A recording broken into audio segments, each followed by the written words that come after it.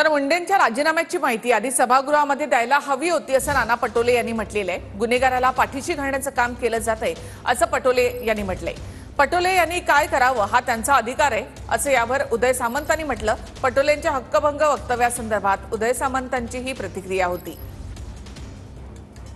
जे उत्तर मुख्यमंत्र्यांनी नागपूरच्या अधिवेशनात दिलेलं होतं आणि ही सगळी माहिती त्यांनी लपवलेली होती, त्याच्यामुळे सभागृहाची दिशाभूल माननीय मुख्यमंत्र्यांच्या वतीनं करण्यात आलेली आहे आणि त्याच्यामुळे हे सगळं प्रकरण या हक्कभंगाच्या माध्यमातून पुढे आणलं जाईल आणि गुन्हेगाराला कसं पाठीशी घालण्याचं काम हे सरकार करते आहे आणि गुन्हेगार लोक या मंत्रिमंडळात कसे बसलेले आहेत आणि त्याला कशी पाठराखण केली जाते आहे या सगळ्या विषयावरची चर्चा या हक्कभंगातून आणली जाते। नक्कीच नाना पटोले म्हणतात की आम्ही हक्कभंग आणणार। आधी अधिवेशनामध्ये विधानसभेमध्ये ही माहिती देणं गरजेचं होतं धनंजय मुंडे यांच्या राजीनाम्याबाबत, मात्र प्रसार माध्यमांमध्ये ही माहिती मुख्यमंत्र्यांनी दिली। याबाबत उद्या ते हक्कभंग आणणार आहे। त्यांनी काय करावं हा त्यांचा अधिकार आहे ना, त्यांनी हक्कभंग आणावा, अजून काही करावं आणि विरोधक शेवटी हेच करत असतात, तर असं त्यांनी 25 वर्ष करत राहावं अशा माझ्या शुभेच्छा।